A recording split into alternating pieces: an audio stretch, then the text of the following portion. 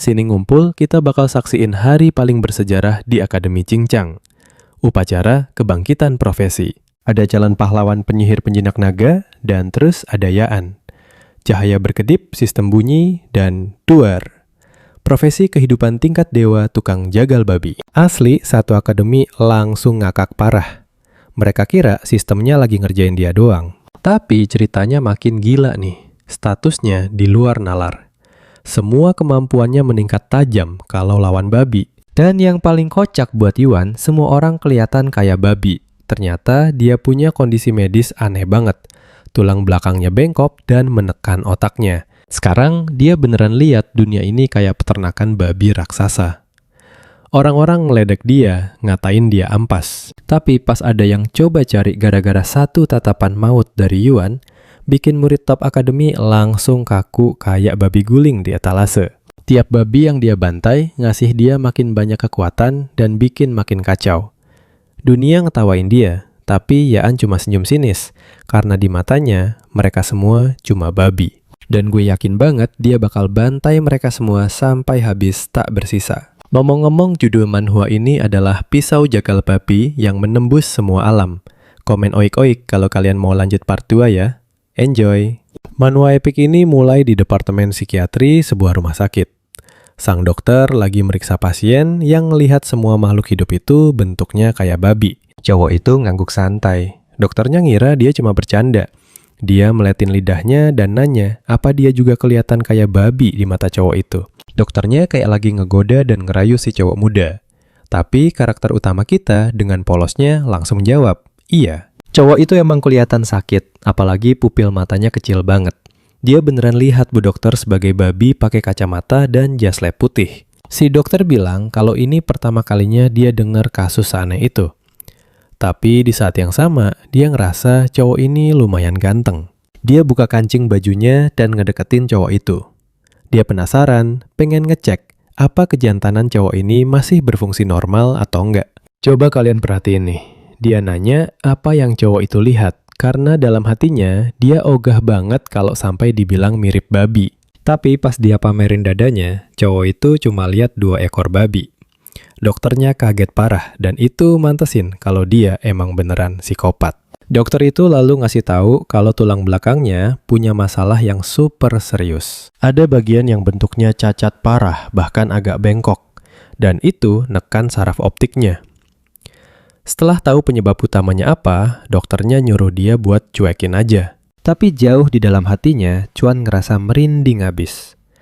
Nggak lama setelah itu, semua murid disuruh baris sesuai nomor urut, karena upacara kebangkitan bakal segera dimulai. Inilah saatnya buat ngebuktiin hasil dari semua kerja keras yang udah mereka pelajari di akademi. Hasil kebangkitan mereka bakal diukur dari tingkat kekuatan kelincahan dan juga roh mereka. Makin tinggi statusnya, makin besar juga peluang buat dapetin kelas tingkat tinggi.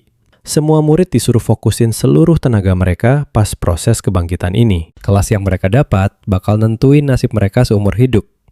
Kalau ada yang kebangkitan jadi kelas tempur tingkat tinggi, itu ibaratnya ngubah takdir. Bikin mereka dipuja semua orang. Dan pastinya bakal bawa kejayaan tanpa batas buat Akademi Cincang. Acaranya pun dimulai.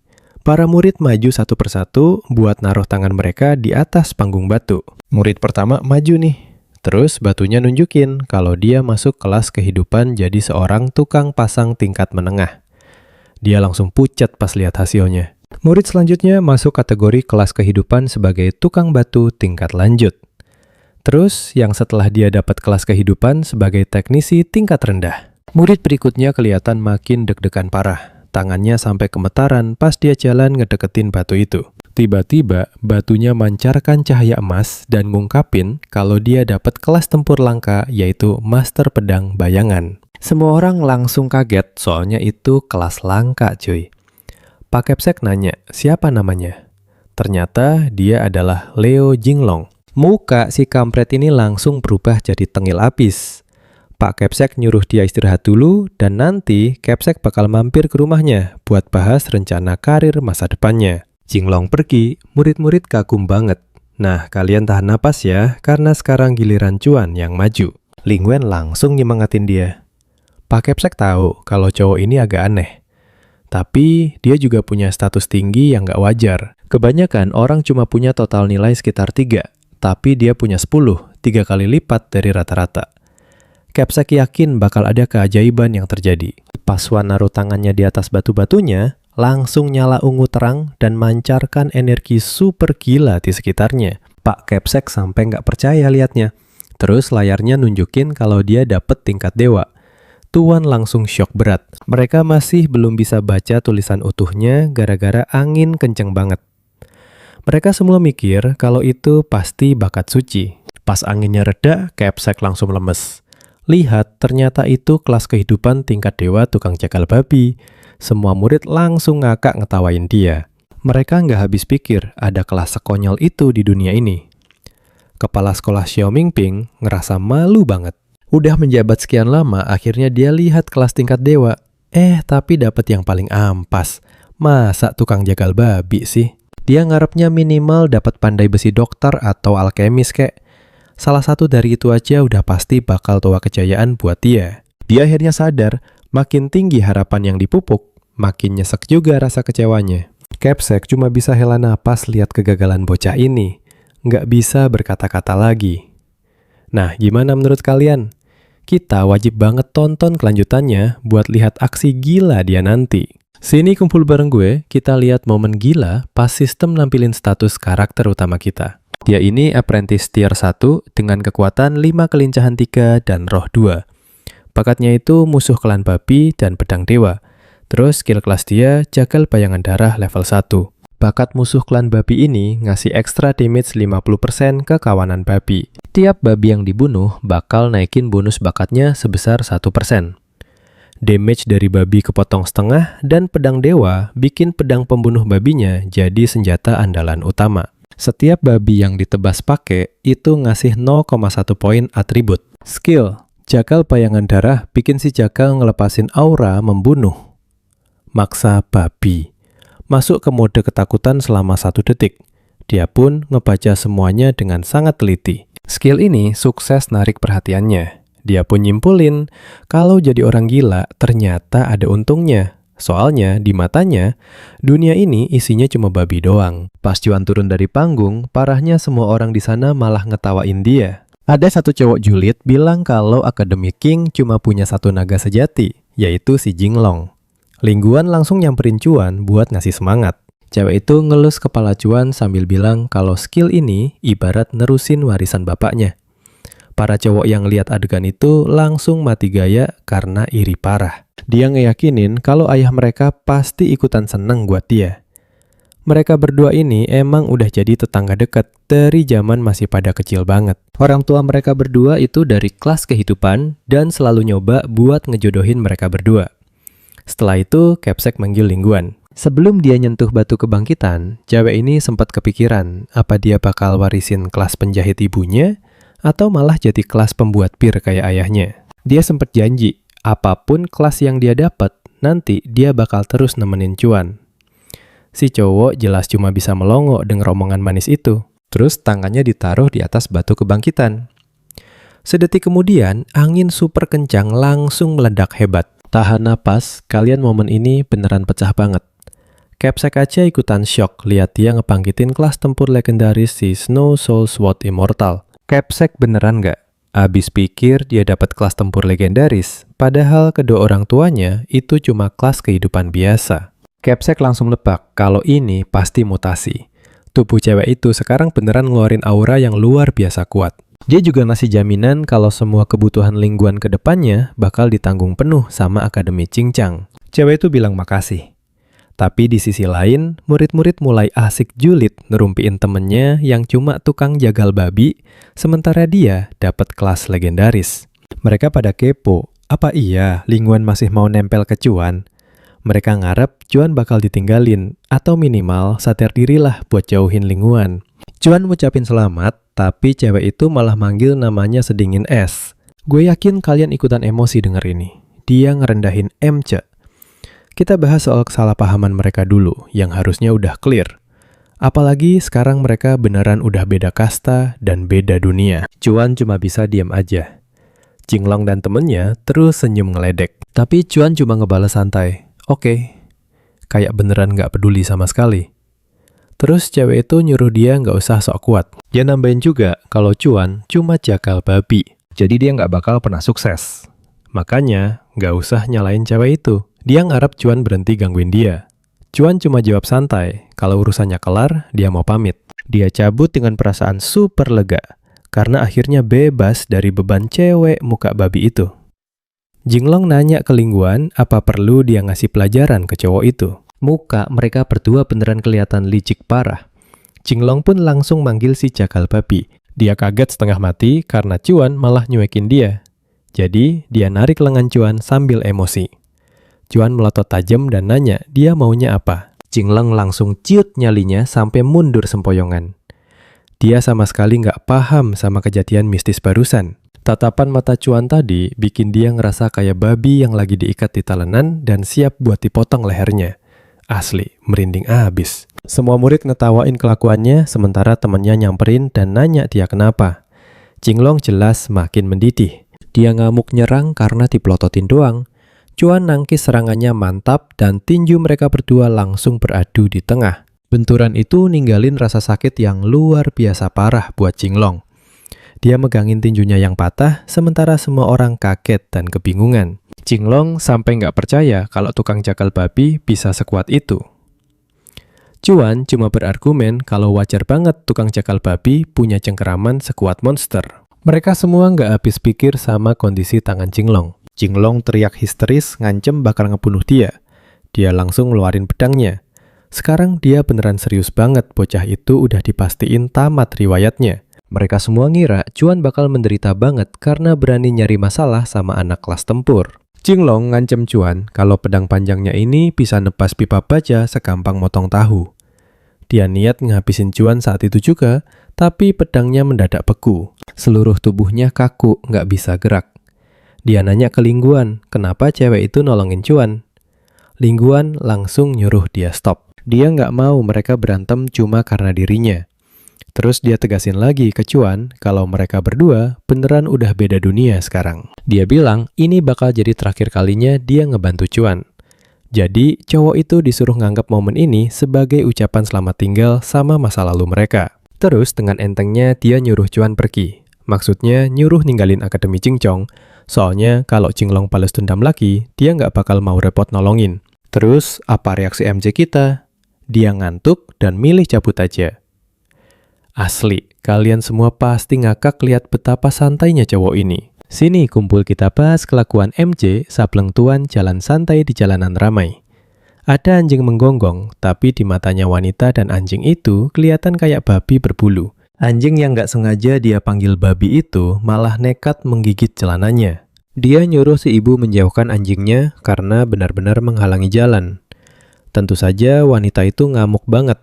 Karena peliharaan lucunya dibilang babi. Cuan malah pakai kesempatan ini buat ngetes teorinya. Tarik napas panjang.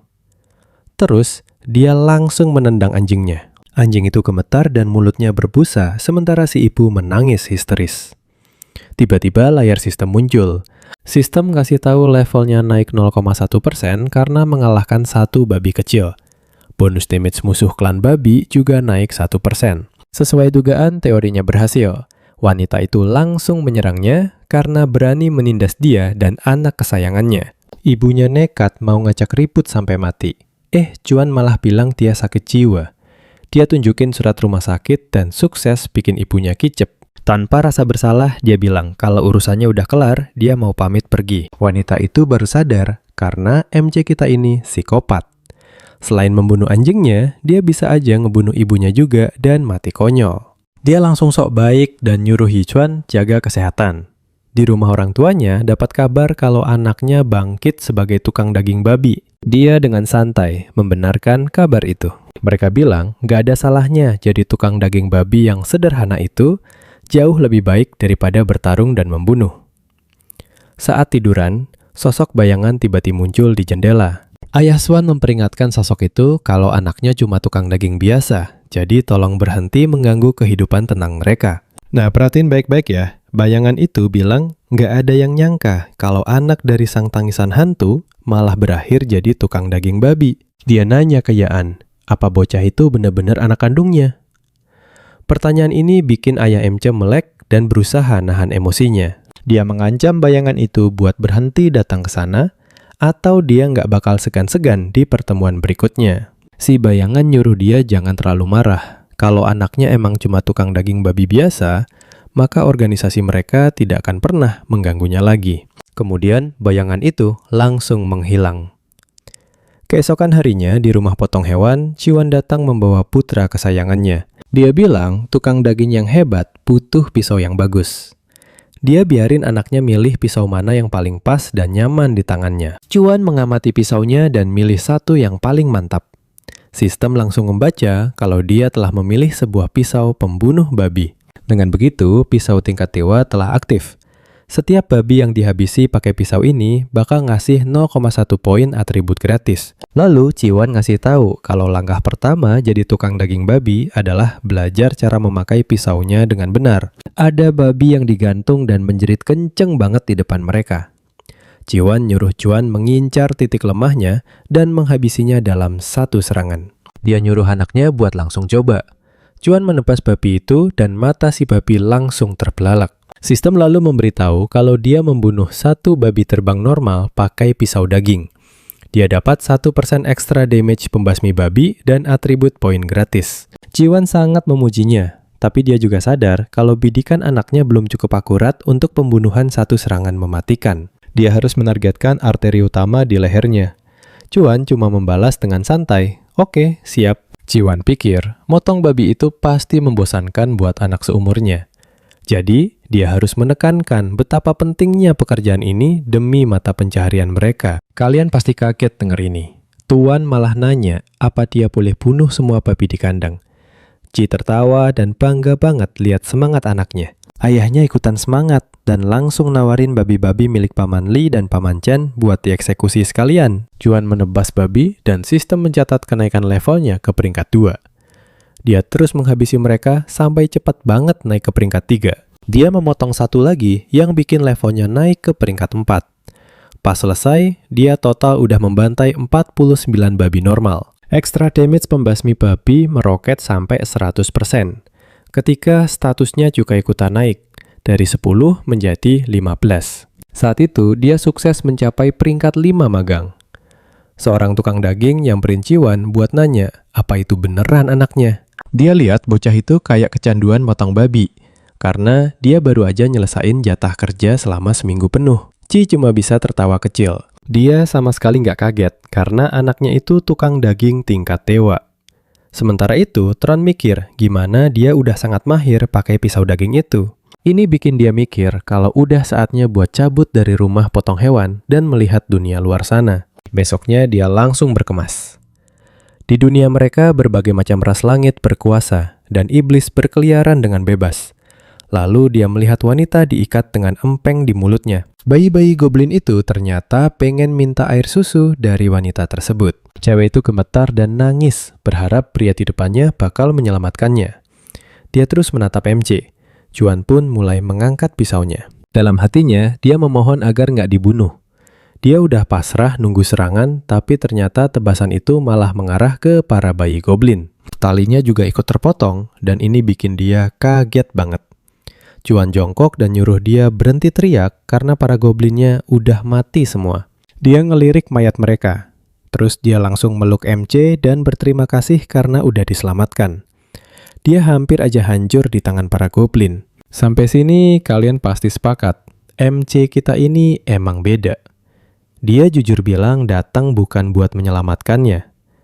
Bikin cewek itu shock melihat semua mayatnya. Sini bareng gue kita lihat cewek ini kepo banget nanya apa dia kelas tempur dan namanya. Cowok kita ngasih tahu namanya, terus nyuruh dia pas keluar gue belok kiri aja buat sampai ke kota dengan selamat. Hutan makin gelap gulita. Si cewek berhenti dan ngumpet di balik pohon.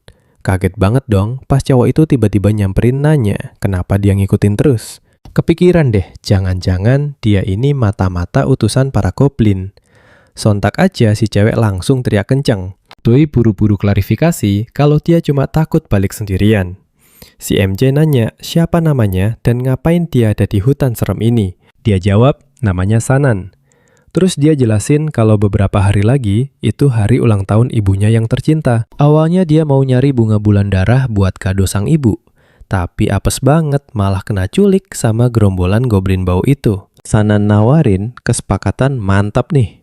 Kalau MC mau bantuin nyari bunga bulan darah, dia bakal cariin pandai besi paling top di Cincang buat bikinin pedang baru yang super keren. Cowok itu nanya, emang lu tahu berapa harganya? Si cewek cuma kicap. Jadi dia langsung nyuruh cewek itu mendingan pulang aja deh. Dia malah ngancem bakal nebas si cewek kalau masih nekat ngikutin. Sanan kesel banget udah cantik gini kok malah dicuekin abis-abisan. Jangan-jangan nih cowok agak sinting ya.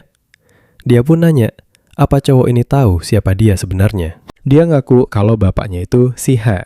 Si cowok langsung ngenalin nama besar itu. Bapaknya itu salah satu dari 4 penguasa bangsawan elit Cincang, transfer kelas master tingkat 9, dan selangkah lagi jadi seorang grandmaster loh. Wah, MC langsung tertarik nih. Kalau beneran tajir melintir, minta dibikinin 10 pisau jagal babi kelas atas. Pasti gampang banget buat bapaknya. Sanan nunjukin token pelindung klan Si miliknya.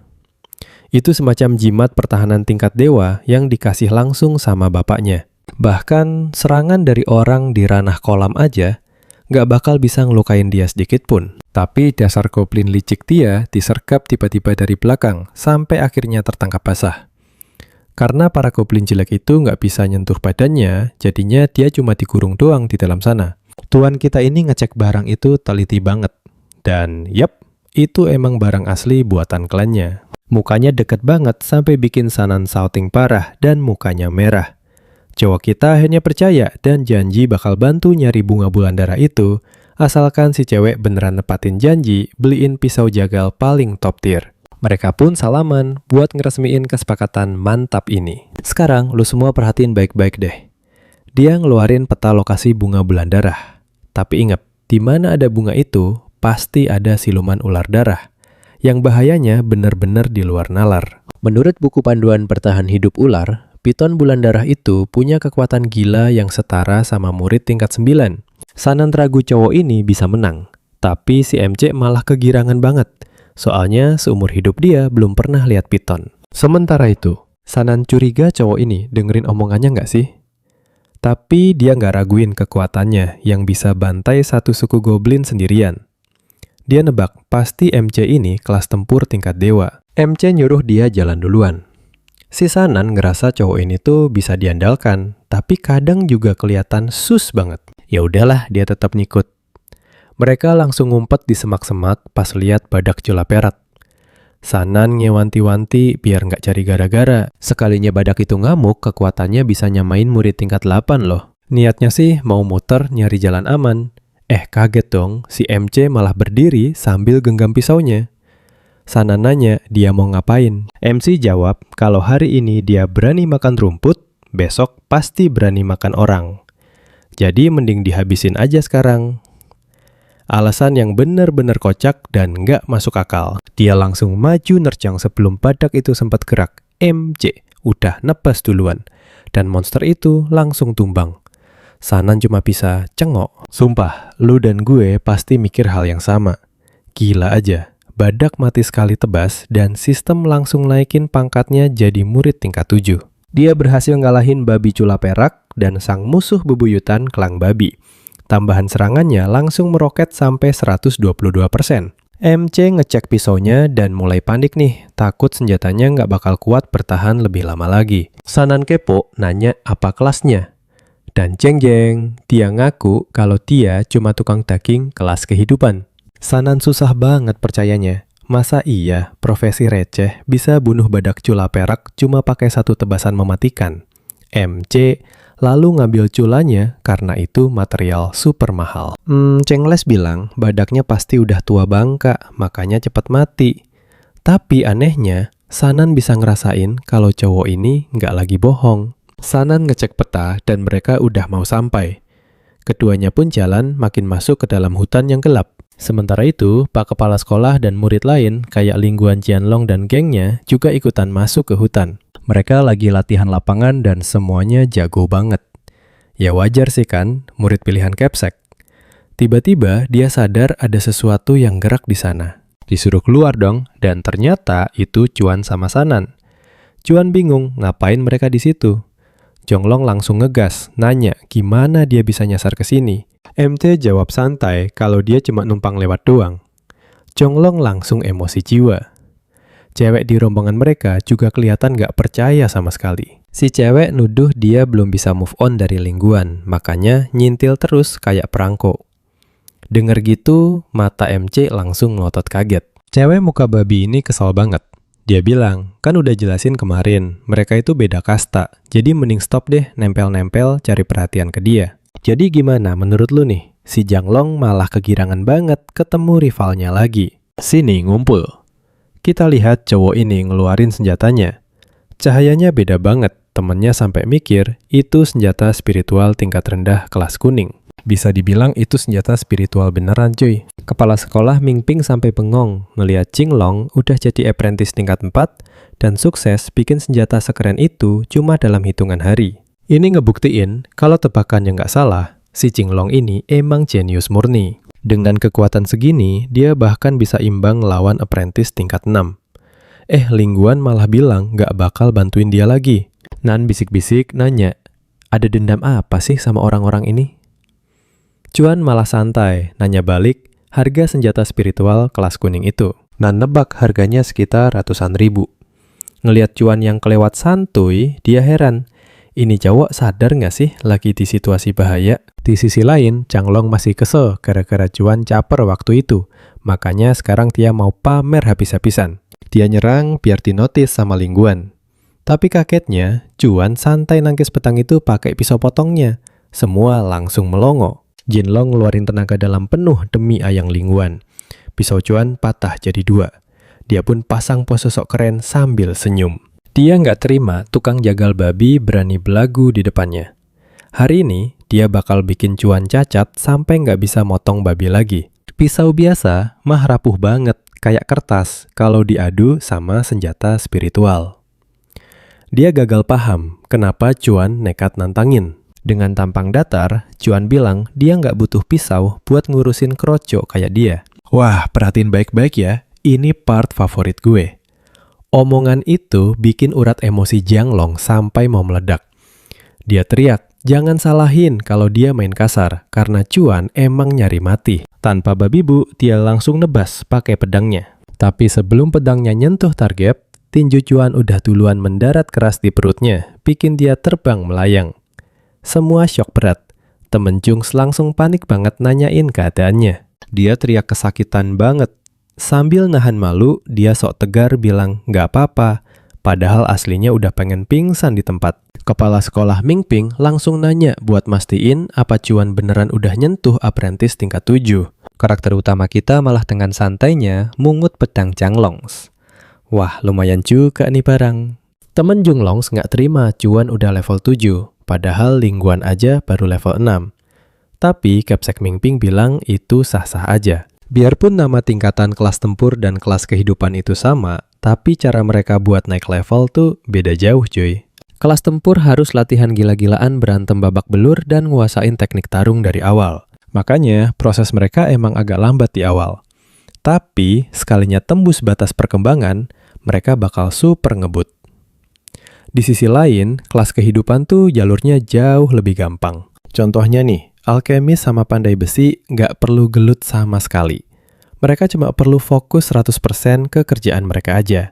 Nah, karena profesi Yuan itu tukang jagal, dia cuma perlu rajin motong babi tiap hari buat ningkatin levelnya di tahap awal ini. Lingguan langsung nyimpulin kalau Cuan cuma modal menang level doang, makanya statusnya gede. Dia protes ini nggak adil buat kelas tempur.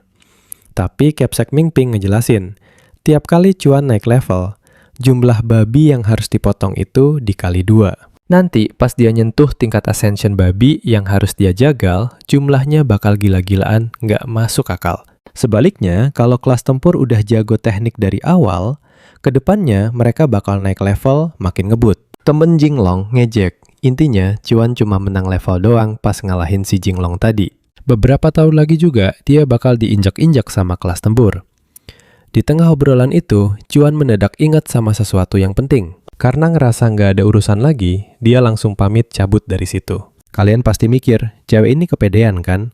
Benar banget, Lingguan GR ngira Cuan mati-matian motong babi cuma demi caper ke dia lagi. Dengan sombongnya, dia bilang dunia mereka udah beda. Apalagi dia udah pasti keterima masuk Akademi Skiome yang elit itu. Di titik ini, muka Cuan udah males banget dan sama sekali nggak peduli omongannya. Beda sama Cuan yang cuek, Nan udah muak lihat drama ini. Dia ngegas nyuruh mereka diem, terus nekenin kalau Cuan cuma lagi nemenin dia nyari bunga bulan berdarah. Dan ketemu, mereka tuh murni apes doang. Jadi Nan ngejek ngapain mereka bikin skenario halu di kepala mereka sendiri. Temen ceweknya Lingguan nyinyir, nggak nyangka ada yang mau nampung barang bekas yang udah dibuang. Temen Jinglongs ikut nambahin kalau Cuan tuh skillnya 0, bisanya cuma mepetin cewek doang. Dia ngejek, Tuan cepet banget dapat cewek baru. Dan bilang mereka berdua itu cocok banget jadi anjing. Tiba-tiba aja, Naan nampar muka mereka semua tanpa ampun. Kepala sekolah Mingping sampai syok karena ikut kena tampar juga. Cuan melongo nggak percaya ngeliat aksi barbar Naan, sementara Lingguan langsung ngamuk besar karena berani-beraninya ditampar. Lingguan cabut senjatanya dan maju. Tapi Nan dengan santai ngeluarin jimat pelindungnya nantangin mereka buat nyentuh dia. Kepsek Mingpin langsung ngenalin jimat itu dan nahan Lingguan. Pantas aja mukanya familiar. Ternyata dia adalah nona muda dari keluarga Si yang super berkuasa. Nah loh, merinding kan? Kepsek aja langsung ciut dan nyoba cari muka nanya tujuannya. Tapi Nan dengan pedas bilang itu bukan urusannya. Asli, pecah banget. Sini ngumpul, mari kita tonton. Cewek ini ngomelin murid yang songong. Si guru janji bakal ngehukum mereka nanti. Tapi dia maksa Lingsuan minta maaf ke Cuan sekarang juga. Si Lingsuan malah bingung kenapa anak bosnya bisa bareng Cuan. Kepala sekolah, Mingpin nyuruh dia minta maaf. Dia akhirnya minta maaf setengah hati sambil diam-diam ngerencanain balas dendam ke mereka. Cuan ngajak Nan pergi dari situ, tapi tiba-tiba Janglong teriak nyuruh balikin pedangnya. Dengan santai, Cuan bilang, ambil aja sendiri kalau berani. Terus si Nan ikutan ngejek melatin lidah. Asli, itu bikin dia makin naik darah. Gak lama kemudian, Cuan dan Nan sampai di sebuah area yang pohonnya pada kering kerontang. Nan ngecek peta dan mastiin mereka ada di jalur yang benar. Barengan sama itu, sistem ngasih tahu Cuan kalau pisau jagal babi eksklusifnya aktif dengan efek tebasan maut. Jadi setiap babi yang dia tebas bakal ngasih 0,2 poin atribut gratis. Dia ngecek statusnya dan bener aja dong. Milih pisau yang pas itu emang ngaruh banget. Tiba-tiba dia ngeliat Nan ngeluarin 2 bola dari dadanya. Cuan langsung nyeletuk. Emang di dalam situ ada peti harta karun ya. Jelas aja dia penasaran sama barangnya yang bikin Nan tersipu malu. Kata Nan, benda itu namanya mutiara api petir. Kalau ahli tingkat Ascension lengah dikit aja, satu ledakan dari bola ini bisa bikin mereka luka parah. Barang ini bakal jadi penyelamat pas piton bulan darah muncul. Cuan geleng-geleng kepala dan mutusin buat nyebrang ngecek ke depan duluan. Dia lompatin jurang itu dengan santai. Dari seberang, Nan udah ngeliat bunganya. Dan ternyata, itu bukan bunga sembarangan loh. Perhatiin baik-baik. Nan seneng banget dapet bunga kristal darah kembar, tapi seketika mukanya pucet pas ngeliat piton bulan darah raksasa muncul persis di belakang Cuan. Cuan akhirnya nyadar ada yang aneh. Di mata dia, piton itu malah punya muka babi. Santai banget dia nanya, ngapain ngeliatin terus? Malah bercanda, apa si ular belum pernah lihat orang metik bunga? Si ular sempat nganga bingung sama kelakuannya. Dan Cuan langsung manfaatin momen itu buat kabur secepat kilat. Cuan teriak nyuruh Nan cepat minggir dan jangan diam aja. Teriakan itu sukses bikin dia sadar. Dia langsung lempar bola ledaknya barengan pas Cuan lompat. Tuar, kena telak ularnya. Terus dia buru-buru nanyain keadaan Cuan. Cuan beneran kaget lihat daya ledaknya yang gila. Si ular nyoba nyerang, tapi gagal dan malah jatuh nyungsep ke jurang. Habis itu, Cuan langsung ngasih bunga kristal darah kembar ke dia. Saking senengnya dapat bunga pipinan sampai merah merona. Cuan yang penasaran nanya fungsinya.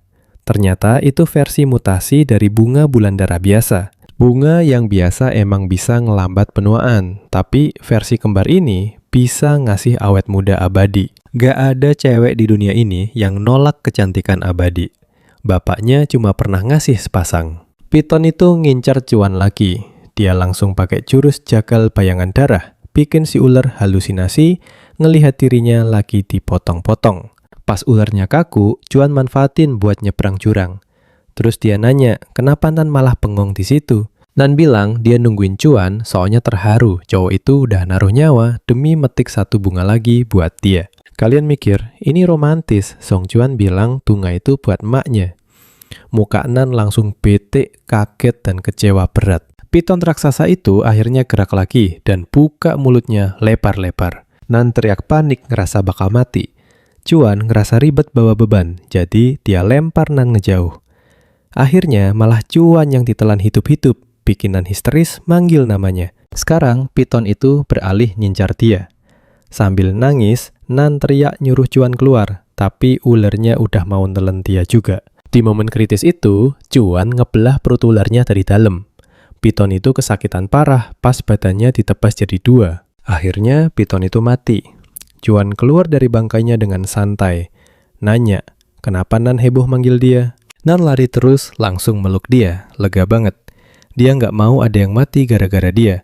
Tapi bau amis darah bikin Nan refleks mundur lagi. Sambil nutup hidung, dia nyeletuk kalau Cuan hampir aja berubah jadi kotoran Piton. Layar sistem tiba-tiba muncul ngasih tahu kalau level dia naik 80% dan resmi naik ke level 8 Apprentice. Bonus serangan Nemesis klan babi naik 1% dan dia dapat 0,2 poin atribut gratis. Cuan ngajakin Nan balik.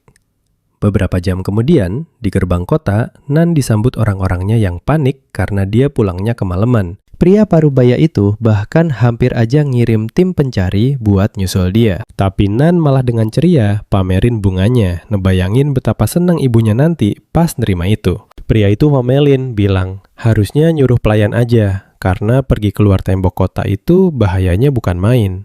Nan ngeyel, pengen metik sendiri buat ibunya. Lagian aman kok karena ada Cuan yang jagain. Pria itu langsung natap tajam nanya, siapa pemuda ini? Cuan nenalin dirinya. Si pria parubaya ini tahu persis di mana ada bunga kristal darah, pasti ada Piton bulan darah. Nah kan bapak ini keheranan, Nan dijagain live class. Padahal belum tahu aja kekuatan asli MC kita. Sini kumpul bareng gue, kita lihat gimana om ini mikir keras, apa beneran si cowok yang bunuh ular sanca bulan berdarah itu. Potensinya ngeri buat anak seumurannya. Makanya dia ngasih cincin emas senilai 200.000 koin sebagai tanda terima kasih udah nyelamatin nona muda. Tapi Tuan nolak mentah-mentah, soalnya dia cuma pengen pisau jagal babi.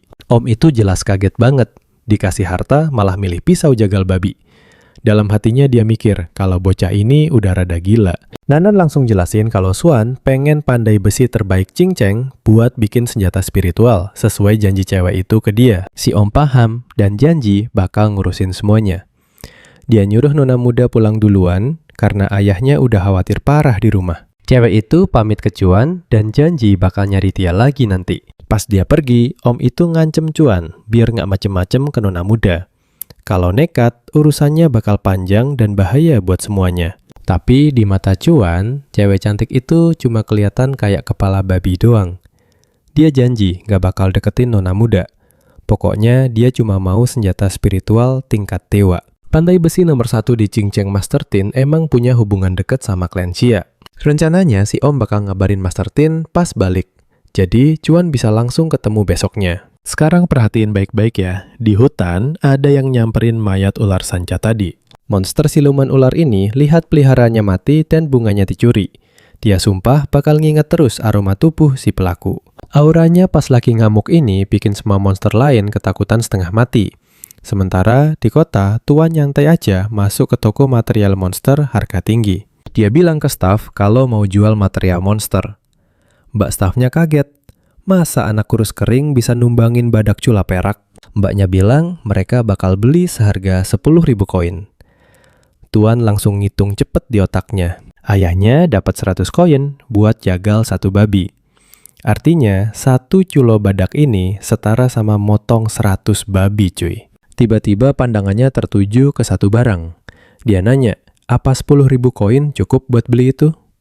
Si mbak langsung muji matanya yang jeli banget. Barang itu ternyata zirah sisik emas lentur yang dibuat dari sisik ular kain api. Pertahanannya gila sih, tahan panas sama dingin ekstrim juga. Tapi sayangnya harganya tembus 150.000 koin. Dia syok berat lihat harganya. Itu artinya sang ayah harus motong 1.500 babi tanpa henti buat dapet duit segitu. Akhirnya cuan nawarin tuker tambah pakai pedang spiritualnya. Mbak itu kaget banget ngelihat senjata spiritual tingkat bawah grade kuning. Dia langsung setuju dan buru-buru masangin zirahnya ke badan cuan. Pakai acara gombal segala, bilang kalau zirah ini emang takdirnya buat dia doang. Dia lihat bocah ini punya banyak banget barang bagus. Dan mikir kalau dia ini petarung kelas elit. Niatnya sih mau godain dia biar hidupnya auto terjamin dan santai sampai tua nanti. Dia bilang biasanya ada biaya tukar 10.000 koin. Tapi khusus cowok ganteng digratisin deh. Dia makin nempel, manja sambil nanya, profesi aslinya apaan? Kalian pasti sepakat sama gue. Godaan ini gak bakal mempan. Karena muka mbaknya kelihatan kayak babi cuan, bukan buaya darat. Dia penasaran dari mana cuan dapat barang itu. Terus mukanya langsung galak dan nuduh kalau dia pasti habis nyolong. Cuan santai jelasin kalau dia pergi keluar kota, kebetulan lihat 2 ular lagi gelut, terus nemu bunga nganggur di tanah dan langsung aja dipungut. Raut wajahnya mulai tenang, tapi tetap aja ngingetin kalau luar kota itu bahaya banget. Apalagi mereka berdua ini kan cuma keluarga tukang jagal babi. Dia ngelarang keras buat keluar lagi. Di sisi lain, sang ayah justru ngerasa bangga banget sama anaknya. Tiba-tiba ada yang teriak nyariin cuan. Pas dicek keluar, ternyata itu ayahnya Jinglong yang lagi ngamuk parah gara-gara pedang anaknya dicuri. Cuan bilang kalau bapaknya salah paham. Lusing itu kan temen mainnya dari kecil. Sekarang dia udah masuk ranah kolam pendaki tingkat 6 loh. Lagi naik daun banget. Gara-gara beda kasta, mereka jadi putus kontak pas udah pada gede. Ayahnya coba ngejelasin kalau anaknya cuma tukang jagal babi biasa. Jadi mana mungkin bisa nyolong senjata spiritual milik Jinglong. Pas Jinglong ngeliat cuan, dia langsung ngadu. Sing malah nyalahin Kiwan karena dianggap gagal ngedidik anak. Dia bilang udah mastiin ke kepala sekolah sebelum datang ke sini. Dan nantangin buat nanya langsung ke anaknya apa itu bener. Jingwan nanya ke Cuan, ada apaan sebenarnya? Cuan jujur kalau Jinglong nyoba bunuh dia. Makanya senjatanya diambil. Dan itu hitungannya udah dikasih ampun banget. Jinggong ngeles bilang kalau dia cuma pengen ngajak tanding doang. Xing bilang ke Cuan kalau pedangnya dibalikin, dia bakal tutup mata demi menghargai ayahnya. Cuan dengan santai jawab kalau pedangnya udah laku dijual. Xing auto ngamuk dengernya. Dia langsung nuntut kompensasi sebesar 1 juta. Cuan protes itu kemahalan buat senjata spiritual kelas kuning tingkat bawah. Soalnya harga pasarannya aja cuma 200.000 koin. Tapi Xing nggak mau kompromi sama sekali. Cuan mulai emosi lihat tingkah songongnya, tapi ayahnya buru-buru nahan dia. Cuan akhirnya setuju buat bayar, tapi karena nominalnya gede banget, mereka butuh waktu buat kumpulin duitnya dulu. Xing nyindir temen lamanya karena nggak bisa ngedidik anak dia, yang bakal ngasih pelajaran. Dikasih waktu setengah bulan buat nyari duitnya. Nah loh, menurut kalian, Cuan bakal diem aja nggak nih? Kita tunggu kelanjutannya. Sini kumpul bareng gue. Kalau gagal, mereka bakal habis. Jinglong ngasih isyarat ke Cuan kalau dia beneran udah tamat. Ibunya Cuan panik, nanya harus gimana. Dia nyuruh suaminya buat mohon ampun baik-baik. Apalagi mereka berdua kan teman masa kecil. Ayahnya niat bawa daging babi buat minta maaf. Tapi Cuan bilang biar dia aja yang urus semuanya. Jinwan yakinin ayahnya kalau dia bisa atasi ini. Dia juga nggak nyalahin ayahnya. Toh dari awal ini bukan salahnya. Ayahnya cuma pengen anaknya ini bersandar ke mereka kalau lagi ada masalah. Cuan mikir keras. Dia harus cepet dapat senjata roh dan ningkatin kekuatan buat naik ke tingkat kolam. Baru dia bisa hadapi Xing. Ibunya curiga, apa dia nyembunyiin sesuatu? Bunga itu harganya selangit, nggak masuk akal banget. Tukang daging babi bisa dapat barang begituan. Karena udah ketahuan, Cuan sadar dia nggak bisa terus bohong. Dia akhirnya ngaku ke orang tuanya kalau dia itu nggak normal. Ibunya langsung nebak kalau dia itu suka cowok. Cuan seketika langsung cemberut. Ibunya bilang mereka santai kok dan bakal dukung kebahagiaannya asalkan dia jauhin ayahnya. Seketika 2 cowok di situ langsung pasang muka bingung. Cuan jawab dia nggak suka cewek atau cowok. Yang sebenarnya mau, dia bilang Dia punya kondisi mental di mana semua makhluk hidup kelihatan kayak babi. Orang tuanya saling tatap. Terus, tiba-tiba ayahnya dapat pencerahan yang jenius banget. Anaknya tukang potong babi, dan dia lihat semua makhluk sebagai babi. Berarti, dia bisa anggap semua musuh itu babi dan tinggal dipotong aja. Cuan cuma jawab, iya. Ibunya langsung sadar. Oh, berarti dia masuk kelas petarung dong. Jinwan setuju. Ayahnya langsung nyuruh dia ikut. Mau diajarin jurus yang beneran mematikan. Nah, fokus bentar cuy. Pas naik tangga, ayahnya ngungkapin kalau dia nyiptain teknik pedang pembunuh babi dari pengalamannya selama bertahun-tahun. Dia mutusin buat warisin ilmu itu. Jadi, kalau ada yang berani ngancam nyawanya lagi, Cuan punya cara gila buat bela diri. Cuan udah bikin masalah dan bikin keluarga utang 1 juta. Makanya, dia bingung banget kenapa ayahnya masih mau ngajarin ilmu sakti ini. Ayahnya jawab santai, walau 1 juta itu banyak, itu nggak ada apa-apanya dibandingin keselamatan anak laki-lakinya. Jurusnya simple, kata dia, tapi Cuan harus perhatiin baik-baik. Soalnya, dia cuma bakal ngajarin 3 serangan utama aja. Ayahnya bersiap. Dia angkat pisaunya, kumpulin semua tenaga ke sana. Terus dia ngayunin pisaunya dengan keras. Kayak langit aja dibelah. Posisi terakhirnya, pisaunya ditarik ke samping. Cuan melongo parah lihat adegan itu. Serangan pertama ini namanya bintang jatuh, kata ayahnya. Lanjut, dia langsung pamerin jurus serangan yang kedua. Dia lompat tinggi banget ngelepasin gelombang tenaga super dari pisaunya. Namanya bulan jatuh. Gila abis Cuan, sampai nanya gimana caranya tuh. Katanya sih, itu cuma ruang di sekitarnya yang melengkung dan nipu pandangan matanya. Terus serangan ketiga, namanya matahari melahap, yang bikin ledakan tembus sampai ke langit. Cuan langsung curiga, ini beneran jurus motong babi. Babi macam apa yang butuh jurus sedewa ini cuy?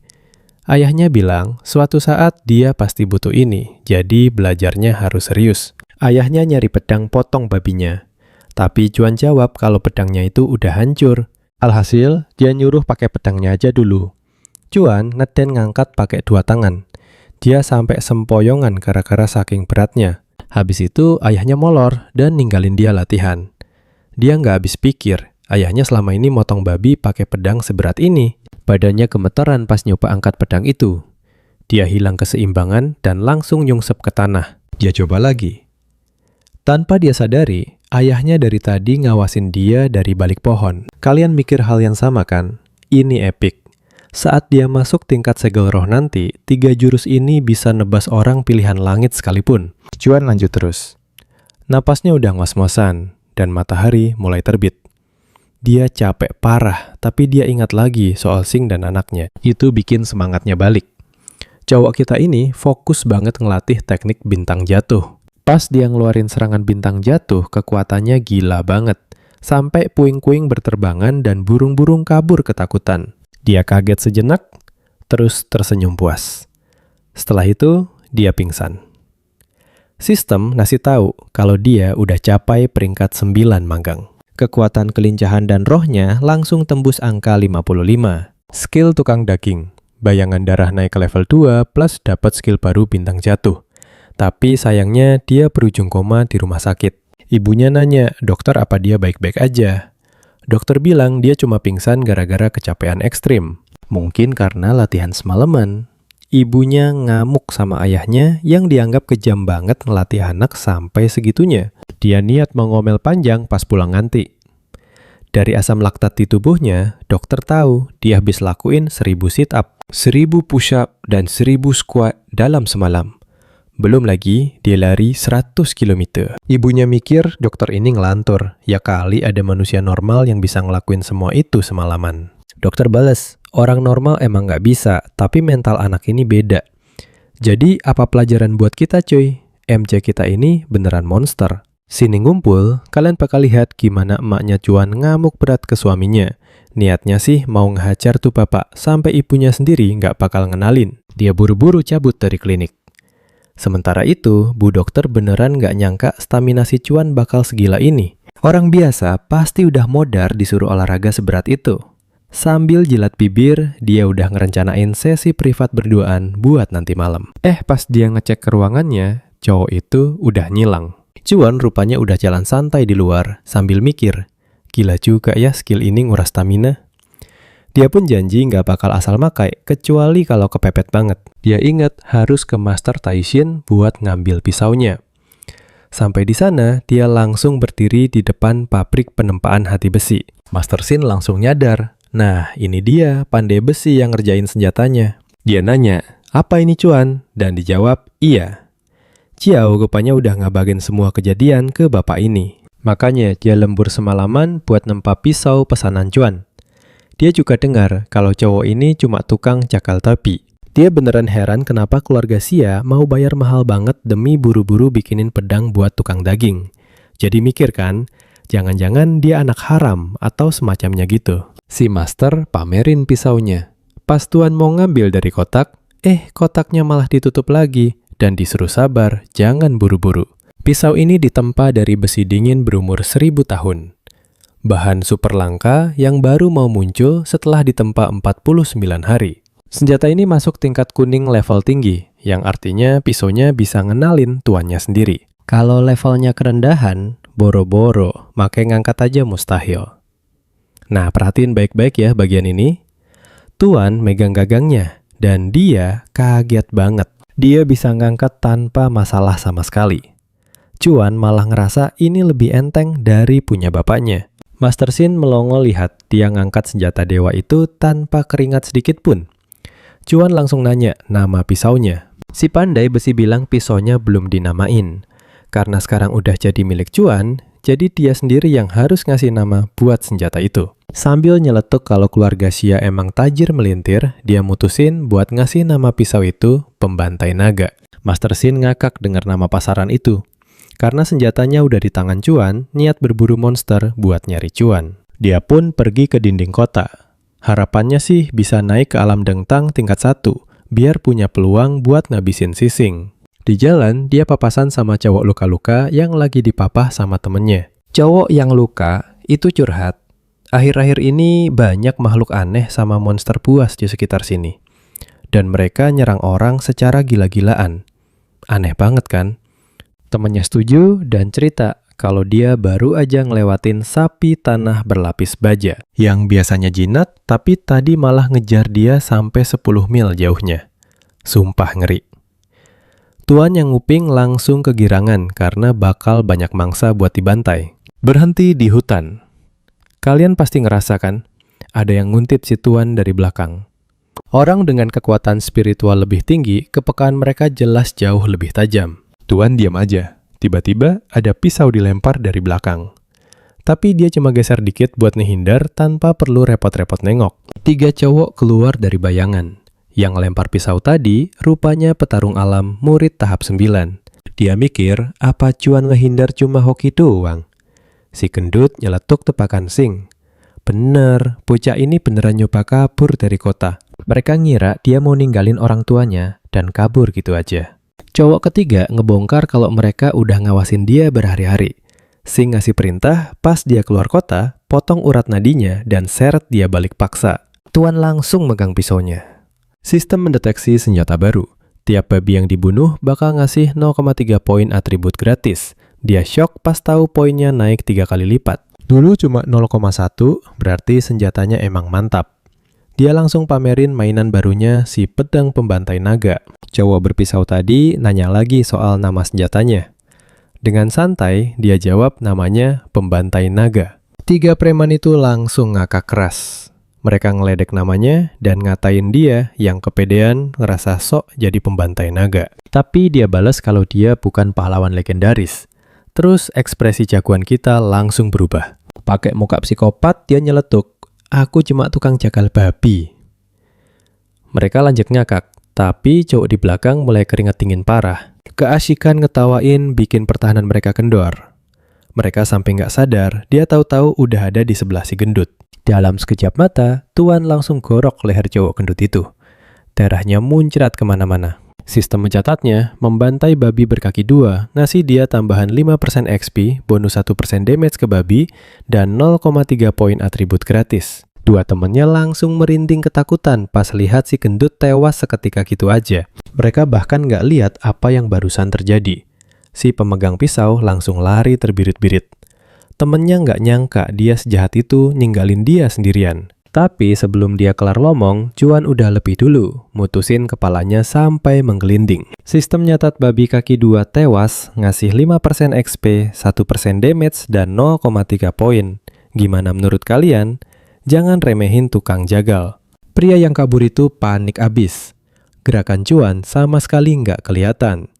Dia sadar kekuatan Cuan jauh di atas levelnya. Coba deh kalian bayangin, dia udah nganggep Cuan itu monster gila. Untungnya, dia masih pede banget sama kecepatan larinya. Kaget dong, tiba-tiba pisau nancep di punggungnya. Cuan ngelempar pisau itu tepat sasaran. Dia pun langsung tumbang tak bernyawa. Habis itu, santai aja Cuan, jalan buat nyabut pisaunya lagi. Sistem kembali nyatet dia ngebantai babi berkaki 2 untuk ketiga kalinya. Hadiahnya, plus 5% XP tambahan 1% damage ke babi dan 0,3 poin atribut gratis. Lagian mereka duluan yang nyerang kan? Terus matanya nemu sesuatu di saku pria itu. Oh, ternyata sebuah gulungan skill. Rezeki nomplok nih. Dia dapat skill pergerakan pemula bernama Shadow Ghost Step. Kalau diaktifin, kelincahannya bakal meroket 30% selama 30 detik. Walaupun cuma skill level pemula, yang namanya barang gratisan, ya sikat aja. Mayat-mayat itu ternyata mancing seekor monster. Cuan lihat monster itu makan manusia, jadi ya jelas saja makhluk ini harus dimusnahin. Dia pakai Shadow Ghost Step buat lompat antar pohon. Kelincahannya naik 30%. Makhluk itu pun sadar ada yang mendekat. Duri-duri langsung ditembakin ke arahnya. Cuan nekat nangkis pakai lengannya sendiri, lalu langsung nebas makhluk itu tanpa ampun. Duri itu nancep di badannya dan pastinya sakit. Tapi dia malah nganggep itu kayak terapi akupunktur gratisan. Sistem nyatet dia berhasil bunuh babi berduri. Hasilnya dapat plus 5% XP, extra damage 1% ke babi, dan 0,3 poin atribut. Sekarang butuh 80% XP lagi buat naik ke ranah climbing pond. Tuan langsung ngambil kesempatan buat nebas lagi. Sistem ngasih notif dapat plus 5% poin, level extra damage 1% ke tipe babi, dan 0,3 poin atribut. Tuan nyamperin satu monster lagi dan nebas kilat sebelum makhluk itu sempat gerak. Notif sistem muncul lagi, plus 5% poin level, 1% bonus damage tipe babi, plus 0,3 atribut gratis. Kelar urusan Tuan dengan santainya nyabutin duri-duri yang nancep di badannya. Setelah target terakhir tumbang, sistem ngabarin kalau dia butuh 70% XP lagi buat nembus ranah Dengtang. Nah, perhatiin baik-baik ya. Dia nekat mau naik level hari itu juga. Masuk lebih dalam ke hutan, dan tiba-tiba badak agresif muncul. Badak monster ini kelihatannya mau mangsa dia dan langsung nyeruduk ganas. Tapi Cuan jauh lebih gesit. Dia udah nebas duluan sebelum badak itu bisa ngelukainya. Berkat tebasan itu, dia dapat plus 5% poin, level 1% bonus damage ke tipe babi, dan 0,3 poin atribut. Tubuh raksasa badak itu ambruk, tapi anehnya malah gerak sendiri. Cuan merhatiin bangkai itu lagi diseret sesuatu. Dia sempat bingung, ini badak hidup lagi apa gimana? Ternyata ada yang berani nyoba nyolong hasil buruannya. Jelas dia ngikutin jejaknya buat habisin si maling.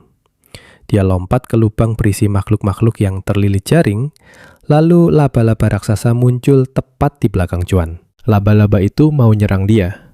Untungnya, di detik terakhir dia berhasil nangkis taringnya. Terus dia kaget banget lihat wujud aslinya. Laba-laba raksasa dengan kaki emas mentereng. Dia nyebutnya laba-laba lapis emas. Kilauan emasnya benar-benar bikin dia salah fokus. Dia pun mutusin buat panen kaki emasnya. Makhluk itu tiba-tiba nyerang ganas. Untung instingnya jalan, dia bisa nangkis kakinya pakai pisau. Tapi sedetik kemudian, laba-laba itu ngelilit dia pakai jaring, lalu nusuk kakinya. Cuan langsung jatuh tengkurap dan muntah-muntah parah. Rupanya dia kena racun tarantula.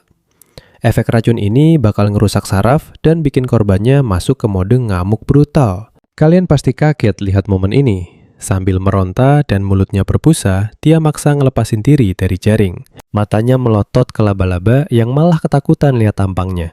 Sambil berbusa, dia nebas monster itu bertubi-tubi. Bener-bener ngamuk kayak orang gila. Laba-laba itu ikutan marah dan nyoba mukul. tapi malah kaget setengah mati waktu Cuan narik jaring langsung dari pantatnya. Dia ngangkat pisaunya dan ngebantai laba-laba itu tanpa ampun. Mata Cuan nyala terang, dia teriak kencang sambil terus mengayunkan pisaunya. Pas sudah selesai, dia langsung tepar terlentang. Gila, dia baru aja nembus masuk ke ranah dengtang. Kekuatan kelincahan dan spiritnya sekarang tembus 100+. 1 jam kemudian, dia masak laba-laba itu. Dia nggak paham gimana bisa naik level dan badannya remuk banget. Dia ngecek status terbarunya. Ternyata dia sempat pingsan dan bangun-bangun lihat laba-laba itu udah mati di sebelahnya. Tapi tiba-tiba pas dia baru mau gigit makanannya, tiba-tiba muncul makhluk mirip cewek super seksi dengan 2 tanduk di kepalanya. Dia nyamperin dan bilang, aromanya enak banget. Dia nanya, boleh minta dikit nggak?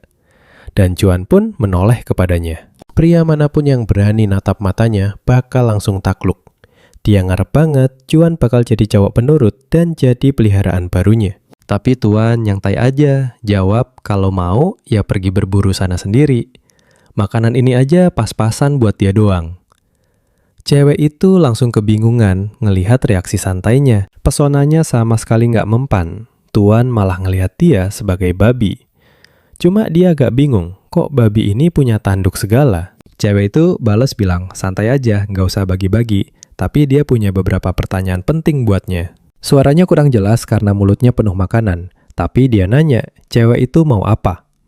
Cewek itu nanya, apa dia lihat Blood Crystal Twin Flower di sekitar sini? Dia udah ngerawat bunga itu selama puluhan tahun.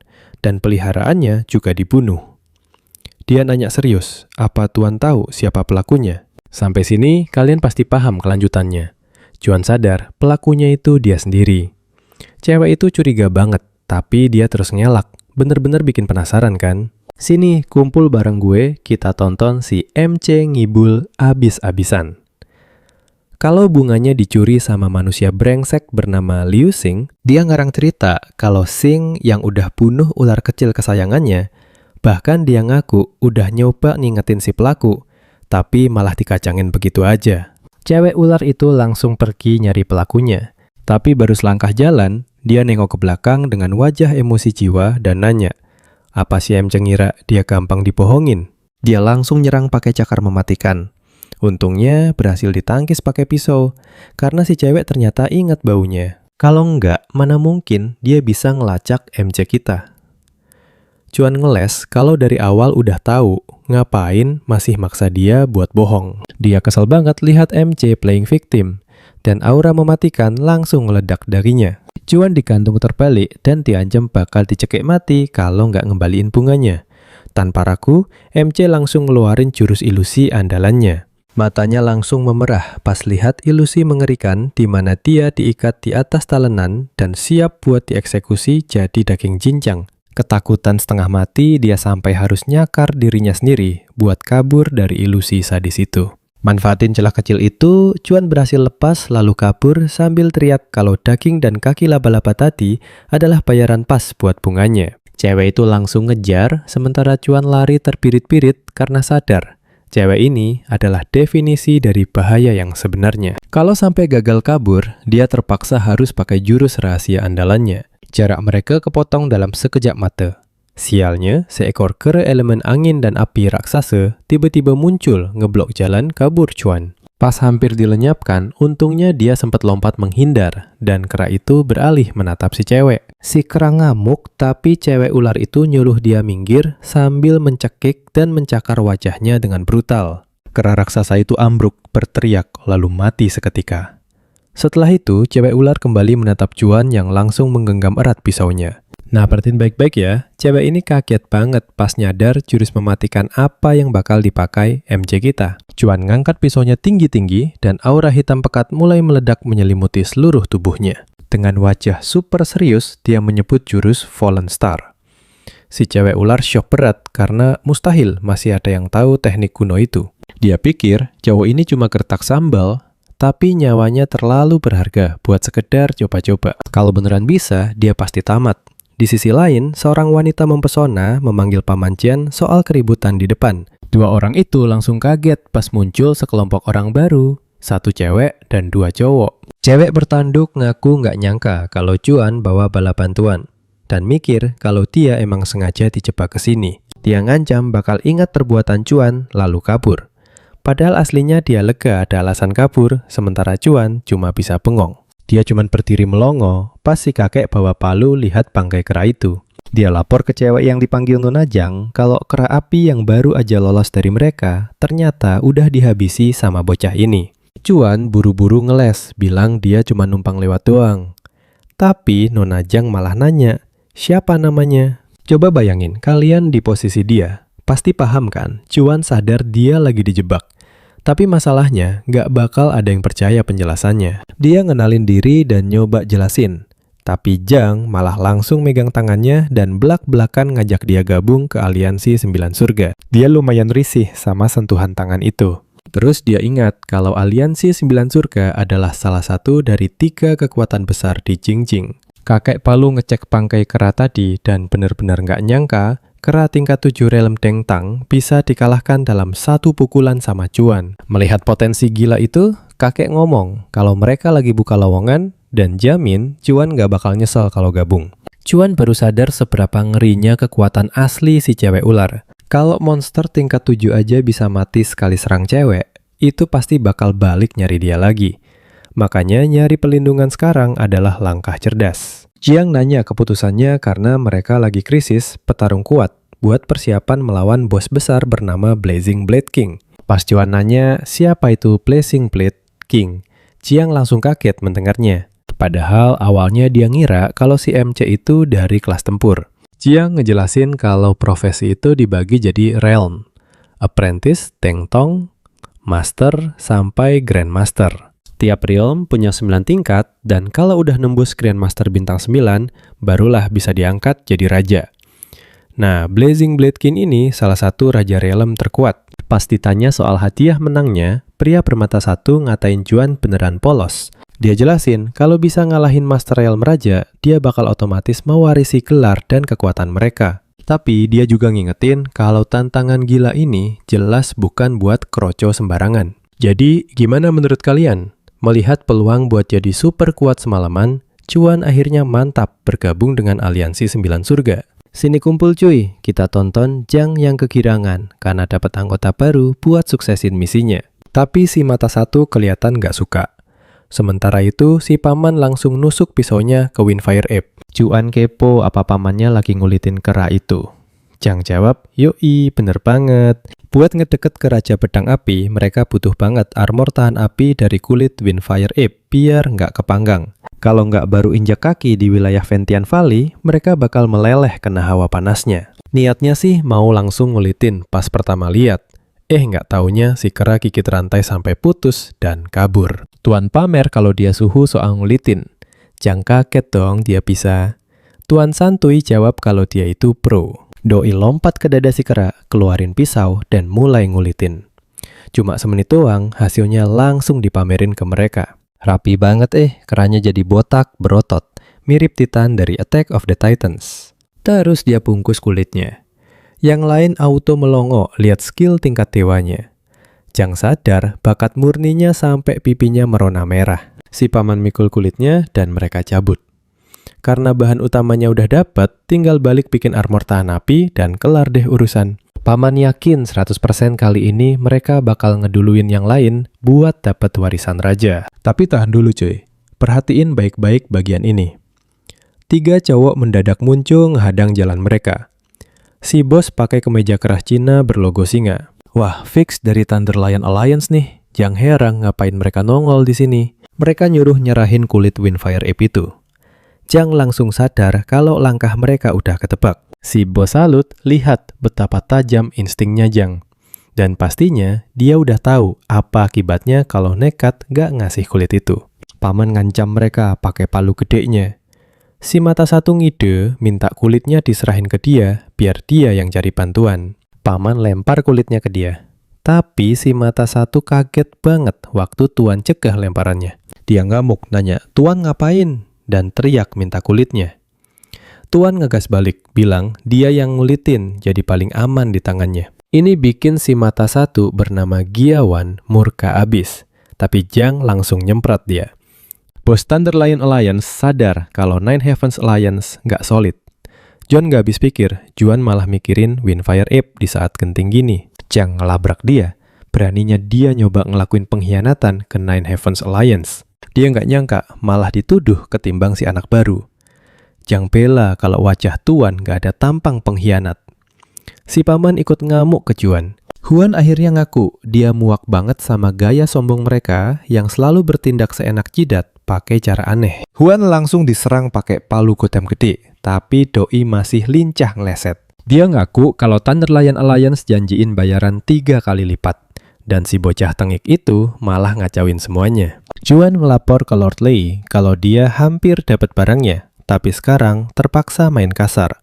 Paman ngingetin soal hukuman pengkhianat, tapi Juan kepedean sama kecepatan lari padaknya.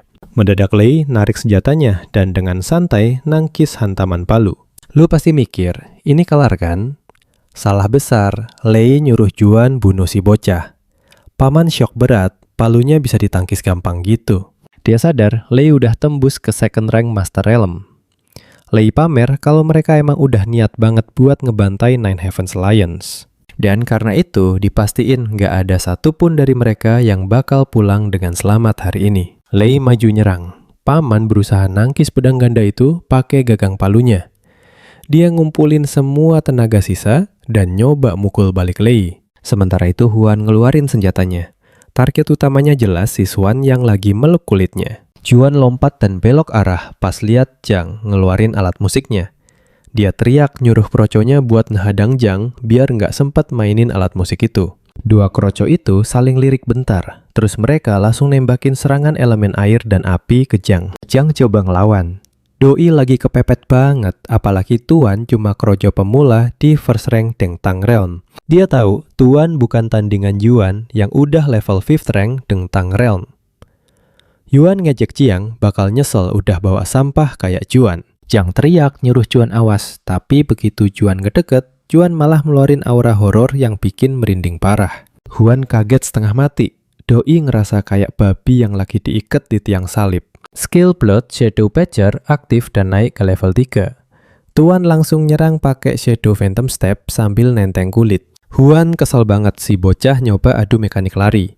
Dia pede mampus, Tuan gak bakal bisa nyentuh sehelai rambutnya pun. Pas Juan mau nebas, Juan malah ngumpet di balik tas kulit. Juan panik, takut barangnya rusak. Mendadak, Juan nebas kaki si pengkhianat. Doi nyungsep dan mewek dituduh main kotor. Tapi santuy Juan emang sengaja mancing dia ke situ. Lu dan gue jadi saksi, senyum iblis. Juan nunduk natap Juan yang ketakutan. Jiang akhirnya nyadar, bocah ini bukan orang sembarangan. Dia itu cuma di first rank Dengtang Realm loh, tapi bisa gampang bantai musuh yang beda jauh levelnya. Gokil abis. Sini ngumpul bareng gue. Cewek ini beneran ngira job dia itu tipe combat dewa. Terus, Juan ngelirik Jiang yang lagi asik baku hantam. Dia minta tolong nih. Juan malah nengok ke arah Lei yang lagi ngebantai paman itu. Si paman teriak histeris pas kesetrum parah. Nah, Juan mikir, kalau mau nangkep malingnya mending langsung hajar aja raja di balik ini. Perhatiin baik-baik ya, target utama dia sekarang cuma satu, ngabisin bos Thunder Lion Alliance duluan. Makasih banyak udah nonton sampai habis. Jangan lupa tonton video KiCacet selanjutnya dan sampai jumpa di video berikutnya. Kita semua sepakat, ini epic banget kan? Dukung terus channel ini lewat Summon Club, atau sekedar kasih like aja udah ngebantu banget.